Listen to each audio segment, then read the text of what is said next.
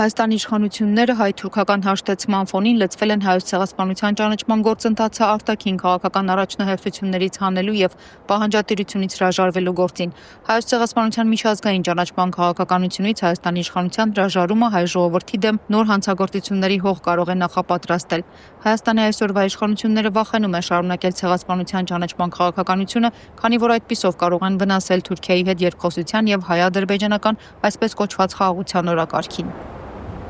Միջազգային ասպարեզում թուրքական իշխանությունները կորցրել են բոլոր հեղինակավոր հարթակները, որտեղ կարող են խոսել հայերի ցեղասպանության շղթման մասին, ասել է Երևանում գտնվող թուրք հայտնի մտավորական պատմաբան Թաներ Աքչամը, որը կարծում է, որ հայկական ակոսթերթի խմբագիր հասարակական գործիչ Չիրան Դինքի սպանությունից հետո Թուրքիայում շատ բան է փոխվել։ Մարդիկ սկսել են ավելի շատ խոսել հայոց ցեղասպանության մասին, բազմաթիվ քաղաքներում կատարվել են հիշատակի արարողություններ, ինչը հոգեբանական հաղթանակ է նրանց համար, որոնք այսօր էլ Թուրքիայում պայքարում են մարդու հիմնարար իրավունքների պաշտպանության համար, իշխանություններին կոչ անելով նաև առերեսվել պատմական իրողությունների հետ։ Ես գիտեմ միայն մի բան, մեզ մնում է շարունակ պայքարել, կա ասացվածք, ազատությունն ազատ չէ, եթե ուզում ես արդարադատություն, ժողովրդավարություն եւ ազատություն, հարգանք մարդու իրավունքների նկատմամբ, ապա դրանք անվճար արժեքներ չեն եւ ազատորեն մարդկանց չեն տրվում, հետեւաբար դուք պետք է վճարեք դրա համար։ Թուրքիայում կան բավականին շատ մարդիկ, ովքեր պատրաստ են վճարել այդ գինը։ 2023 թվականին Լեռնային Ղարաբաղից հայ բնակչության զանգվածային արտագաղթը 1915 թվականի ողբերգության շարունակությունն է,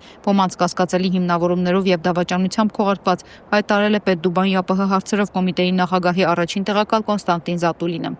Այսօր, երբ մենք գլուխ ենք խոնարհում զոհվածների հիշատակի առջև, պարտավոր ենք խոսել ոչ միայն անցյալի, այլև ներկայի մասին։ 2023 թվականին Լեռնային Ղարաբաղից հայ բնակչության զանգվածային արտագաղթը սոսկ աշխարհաքաղաքական հանգամանք չէ։ Դա ողբերգության շարունակությունն է, մեր դարում քողարկված ոմանց կասկածելի հիմնավորումներով, մյուսների դավաճանությամբ։ Մենք նշում ենք դարերով իրենց հողի վրա ապրած մարդկանց այսօրվա դժբախտությունները, պատմության, կրոնական եւ մշակութային հուշարձանների հափշտակության փորձը, գերիների նկատմամբ Շեմյակինի դատավարությունը։ Հայաստանում արտաքին եւ ներքին ուժերի ճնշման տակ խարխլվում են ազգային ինքնագիտակցության հիմքերը, ոտնահարվում պատմական հիշողությունը, քանդվում են կապերը նրանց հետ, ովքեր դարեր շարունակ դաշնակից ու բարեկամ են եղել։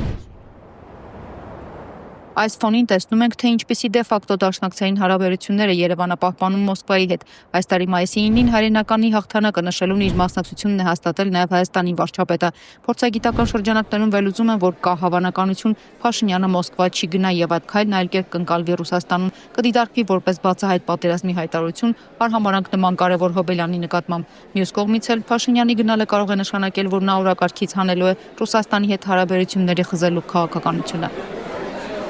Քանի աթոռի վրա կարող է փորձել նստել Հայաստանի վարչապետը։ Ռուսաստանի հետ հարաբերությունները սառեցնելով Հայաստանը քաղաքական եւ տնտեսական ինքնասպանության կգնա հույսը դնելով, թե մի օր Եվրամիությունն իր գիրկը կբացի Երևանի համար եւ այդ անդամակցությունը կդառնա մեր երկրի համար ամենադիվիդենտաշատն ու ամենահուսալին։ Սակայն զավեշտ Եվրամիության բարձր հանձնակատարը այս օրերին Բաքվում է, իսկ Հայոց ցեղասպանության օրը Եվրոպայի բարձր ամբիոններից գեթ 1 հիշատակում դատապարտում այդպես էլ չլսեցինք։ Բրյուսելն ակտիվորեն աջակցում է Ադրբեջանի եւ Հայաստանի միջև հարաբերությունների ամրապնդմանը, նաև կայունության ապահովմանն ու խաղաղության համաձայնագրի ստորագրմանը հասնելուն։ Ադրբեջանական լրատվամիջոցների հաղորդմամբ այս մասին Բաքվում Ադրբեջանի արտգործնախարար Ceyhun Bayramovի հետ հանդիպումից հետո համատեղ ասուլիսում հայտարարել է Եվրամիության արտաքին գործերի եւ անվտանգության քաղաքականության հարցերով բարձր ներկայացուցիչ Եվրահանձնաժողովի փոխնախագահ Կայա Կալասը։ Հանդիպման ընթացքում Ceyhun Bayramova կրկնել է կեղծ թեզը, թե Հայաստանի սահմանադրությունը պետք է փոխվի, քանի որ դրանում տարածքային պահանջ կա Ադրբեջանի նկատմամբ շեշտելով, որ դա Հայաստանի ու Ադրբեջանի միջև համաձայնեցված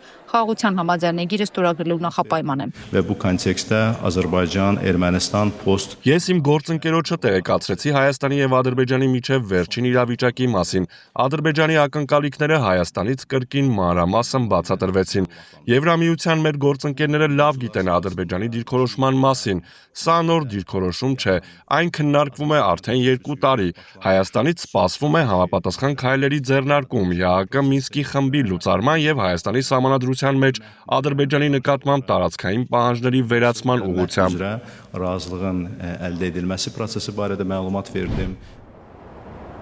Իսկ ինչ պատկեր ունենք մեր երկրում եւ իշխանական եւ ընդդիմադիր դաշտերում, երբ Ադրբեջանը ամենևրյա ռեժիմով Հայաստանը Ադրբեջան է հայտարարում, ինտենսիվ կրակոցները չեն դադարում, իսկ Հայաստանում մեր արտգործնախարարությունը ցավակցում է Հնդկաստանին ահաբեկչության առնչությամբ, կառավարության նիստում Արարատ Միրզոյանը բարձրացնում է Հայաստանում կանանց հանդեպ բռնության հարցը։ Կասկածից վեր է, որ ահաբեկչությունը եւ կանանց հանդեպ բռնությունը արգահատելի եւ դատապարտելի են։ Այդուամենայնիվ, սա վշտալի պատկեր է։ Թիդա Ղազարյան, Գարիկ Արամյան, TV News։